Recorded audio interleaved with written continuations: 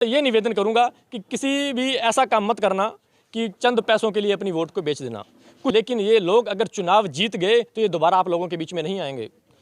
नमस्कार, मैं हूं मनमोहित और आप देख रहे हैं प्रेस वार्ता एक नज़र की एक खास रिपोर्ट। इस वक्त मैं मौजूद हूं गांव फरवाई और मेरे साथ सुनील कंबोजी हैं, जिनकी धर्मपत्नी ने 17 जोन से जो है नामांकन पत्र दाखिल किया और 9 नवंबर को इसकी वोटिंग होगी। इसको लेकर बातचीत करेंगे। सुनील जी, किस किस तरह के मुद्दे को लेकर जो है आप गाँव गाँव जा रहे हैं, निर्दलीय उम्मीदवार है, क्यों आपको वोट दिया जाए? मैंने पहले भी कहा और आज भी कह रहा हूँ कि पहले सरकार ने एक अभियान चलाया, बेटी बचाओ बेटी पढ़ाओ अभियान। तो आज समय की मांग है कि बेटा बचाओ अभियान चलाने की आज ज़रूरत है। अगर बात करें नशे की, तो आज नशा गाँवों के अंदर घुस चुका है और इसकी अगर हम बात करेंगे गांव गांव के अंदर, हर गांव के अंदर हमें सुनने को मिलता है। अगर थोड़ी सी नज़र दौड़ाएंगे शहर के आसपास तो हर गांव के अंदर एक वीक के अंदर 10 दिन के अंदर कोई ना कोई ऐसी खबर सुनने को मिलती है भी उस परिवार के अंदर नशे के कारण एक बच्चा मर गया, उस परिवार के अंदर नशे के कारण आज ये दिक्कत आ गई है। तो आज समय की मांग है कि नशा बेटी बचाओ बेटी पढ़ाओ अभियान के साथ साथ बेटा बचाओ अभियान चलाने की ज़रूरत है। तो हमारी जो युवाओं की टीम है, हमारी कोशिश है कि हम नशे के खिलाफ हम काम कर रहे हैं। ये अभी तो चुनाव अभी शुरू है, लेकिन चुनाव से पहले भी हमारी टीमें नशे के खिलाफ काम कर रही हैं। तो हमारा मुद्दा यही है, गांव गांव के अंदर हमने घूम के देखा है और छोटे छोटे जिला परिषद का चुनाव कोई ज़्यादा बड़ा चुनाव नहीं है, लेकिन मुद्दे बड़े बेसिक से मुद्दे हैं, ठीक है ना। किसी की पेंशन नहीं लगी हुई, किसी को कणक नहीं मिल रही, किसी को घर नहीं मिला। तो ये सारे जो कारण हैं ये बड़े छोटे छोटे कारण हैं।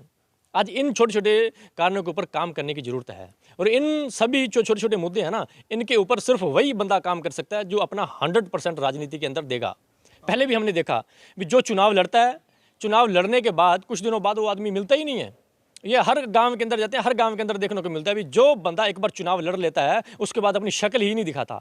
तो मेरा सभी से, मैंने तो जहां भी गया हूं यही निवेदन किया है कि उस बंदे को वोट देना जो अपना राजनीति के अंदर 100% दे। और रही बात मुद्दों की, बड़े छोटे छोटे मुद्दे हैं और उन्हीं के ऊपर हमारा काम कर चल रहा है जी। ये बड़े छोटे छोटे मुद्दे हैं, किसी की पेंशन है, किसी का घर नहीं मिला, किसी को अनाज नहीं मिल रहा, किसी का अगर आप फैमिली ID है उसमें इनकम ज़्यादा है तो पेंशन कट गई। ये बड़े छोटे छोटे मुद्दे हैं, सिर्फ जागरूक करने की ज़रूरत है, बाकी का सारा काम अपने आप हो जाता है और वो हमारी टीम भी कर रही है। और जो मेरे से होता है मैं पहले भी कर रहा था, मैं आगे और बढ़ चढ़ करके करूँगा। सुनील जी, सबसे बड़ी बात है, आपने नशे की बात की। ग्रामीण क्षेत्र में खास तौर पे नशा बढ़ता जा रहा है, युवा पीढ़ी नशे के दलदल में आ रही है।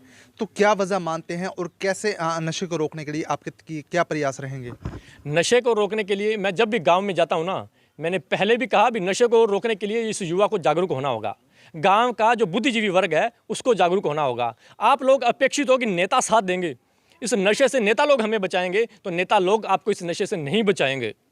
मैंने पहले भी कहा और आज भी कहता हूँ। वो 2 लाइनें किसी हमारे साथी ने लिखी भी थी, कहते चंद्रो हसदा वसदा मेरा देश उजाड़ देता, भगत सिंह दे सुपने नू टोटे कर कर साड़ देता, दारा सिंह कोई बनू दोबारा की कोई आसां लावेगा, अब भटकी हुई नौजवान पीढ़ी नू केड़ा आन बचावेगा, भटकी हुई नौजवान पीढ़ी नू केड़ा आन बचावेगा। इस नौजवान पीढ़ी नू बचाने के लिए, इस नौजवान पीढ़ी को बचाने के लिए कोई नेता नहीं आएगा, आप लोगों को जागरूक होना होगा।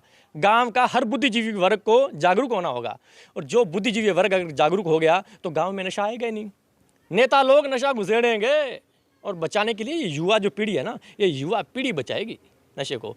तो हमें राजनीति से, जात पात की राजनीति, ये जो गंदी राजनीति, इन सभी से दूर रह करके ये भाईचारे का चुनाव है। इस भाईचारे के चुनाव को भाईचारे के तरीके से ही लड़ करके इस नशे के खिलाफ भी लड़ेंगे और भाईचारा भी कायम रखेंगे। और जहाँ भी जाता हूँ यही बोलता हूँ, ये 5-7 दिन का चुनाव है, लेकिन भाईचारा कायम रखो। और रही बात मुद्दों की, रही बात नशे की, इसके लिए हमारी टीम पहले भी काम कर रही थी और आगे भी करेगी। सबसे बड़ी बात, इंडिपेंडेंट कोई भी कैंडिडेट चुनाव लड़ता है, चाहे आप किसी की भी बात कीजिए, उसके बाद कहीं ना कहीं वो सरकार को समर्थन दे देता है और ये कहा जाता है कि सरकार अगर सत्ता में भागीदारी होगी तो कहीं ना कहीं जो विकास होंगे। क्या मान के चला जाए कि इस बार जो इंडिपेंडेंट कैंडिडेट लड़ेगा, क्या वो किस तरह से सरकार से लड़ पाएगा मुद्दों को लेकर? आपके चैनल के माध्यम से मैं सभी साथियों को बता भी देना चाहता हूँ, सुनील कबीरा आज़ाद चुनाव लड़ रहा है, आज़ाद ही चुनाव लड़ेगा और आज़ाद ही रहेगा, ठीक है। और रही बात काम की या रही बात मुद्दों की, मैंने पहले भी कहा कि जिला परिषद के जो मुद्दे हैं या जो काम है वो बड़े छोटे छोटे लेवल के हैं, वो हम अपने स्तर पर करवा लेंगे। हम किसी पार्टी को कोई समर्थन नहीं करेंगे जी, आज़ाद हैं और आज़ाद ही रहेंगे। ये मैंने पहले भी कहा था और आज आपके चैनल के माध्यम से भी मैं ये बात सभी को कह रहा हूँ जी। तो जब गांव-गांव जाते हैं तो किस तरह के लोग बातें रखते हैं या किस तरह की समस्याएं, अगर मैं बात करूं, किस समस्याएं आपको बताते हैं कि ये नहीं हो रहा या वो नहीं हो रहा या क्या होना चाहिए क्या नहीं होना चाहिए?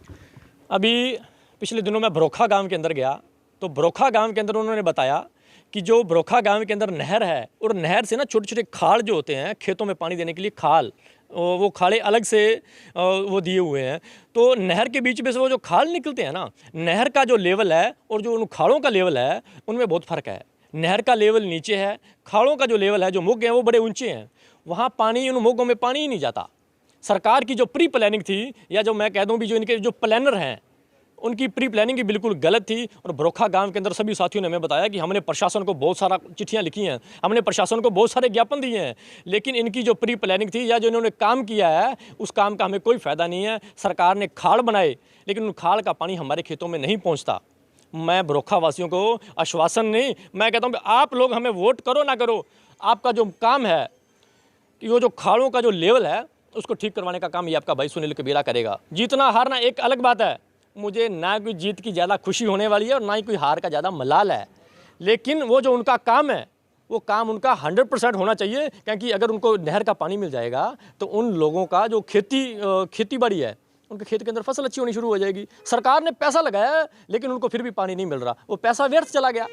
तो ये बिल्कुल गलत है और प्रशासन की कहीं ना कहीं कमियां हैं। प्रशासन अपना काम सही ढंग से नहीं करता, अगर सही ढंग से करता तो ये कमियां किसान भाई जो हमारे हैं इनको ये दिक्कत आनी ही नहीं थी। अब देखो, ये बरोखा गांव की एक बड़ी बेसिक सी है, सरकार ने पैसा भी लगा दिया लेकिन वो किसी काम का नहीं है। वो बेचारे फिर किसी नेता के तरले काट रहे हैं, कभी किसी प्रशासन को ज्ञापन दे रहे हैं, लेकिन फिर भी काम नहीं हो रहा। तो कुछ चीज़ें ऐसी हैं जो प्यार से नहीं मिलेंगी, उनको लेने के लिए 10 बाय 10 का तंबू लगा करके डीसी साहब के ऑफिस के बाहर धरना देना पड़ेगा, फिर जाकर के इनकी आंखें खुलेंगी और फिर जाकर के ये काम होगा। वैसे ये काम नहीं होने वाले मैंने देखा है। शासन प्रशासन की जो नीति हैं वो बिल्कुल ठीक नहीं है। और रही बात प्रशासन की, प्रशासन अगर अपना काम सही ढंग से करे तो मैं किसी को कोई दिक्कत आए ही ना।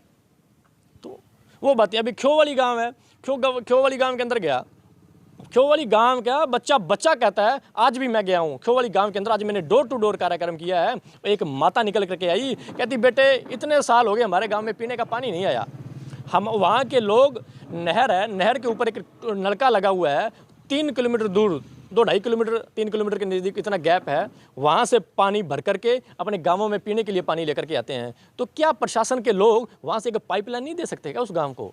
आज ज़रूरत है। वो ख्योवाली वाले बेचारे, वो है ना, वो जेब से गरीब लोग हैं लेकिन दिल के बड़े अमीर हैं।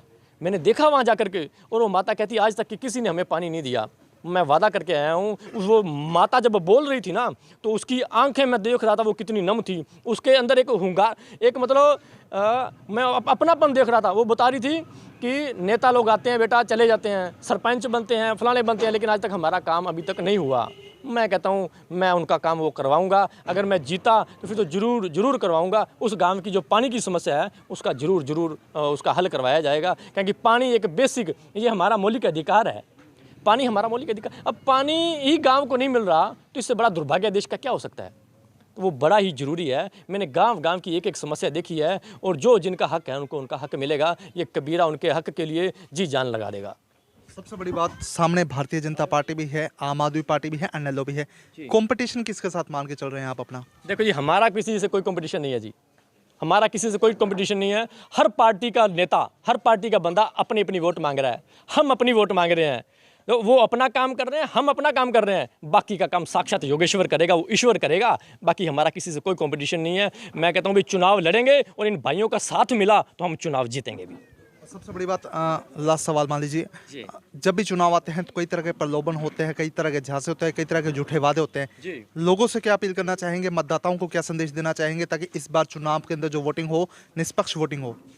रही बात प्रलोभन की, हम मेरे सामने जो लोग खड़े हैं, ठीक है, मैं उनसे ये निवेदन करूंगा कि किसी भी ऐसा काम मत करना कि चंद पैसों के लिए अपनी वोट को बेच देना।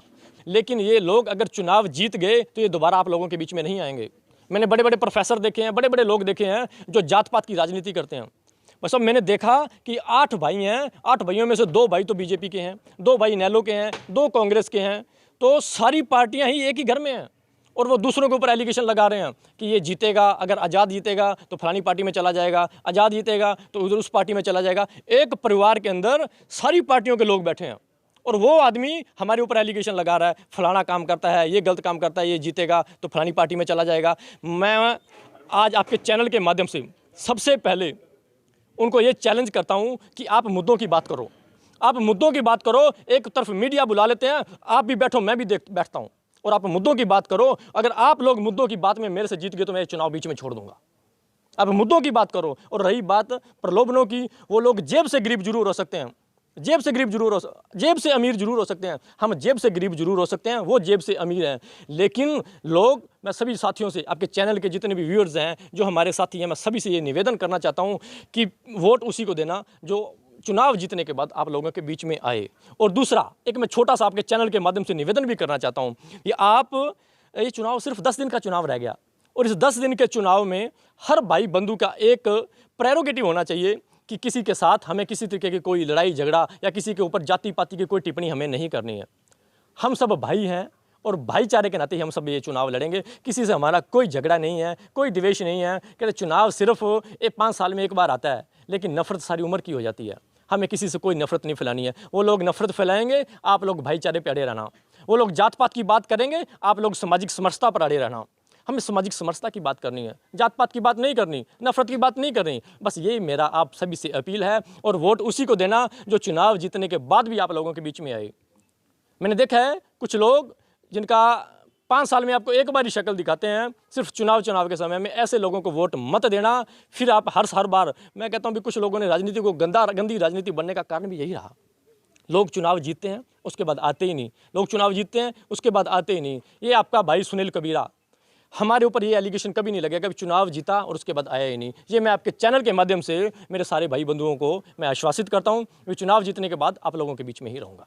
तो बिल्कुल सुनील कबीरा से खास बातचीत की है और पत्नी के एक चुनाव प्रचार के इन्होंने कम मान संभाली। तो वीडियो को शेयर जरूर कर दीजिए और आपकी क्या राय है इस मसले पर कमेंट कर राय दीजिएगा। बहुत बहुत धन्यवाद।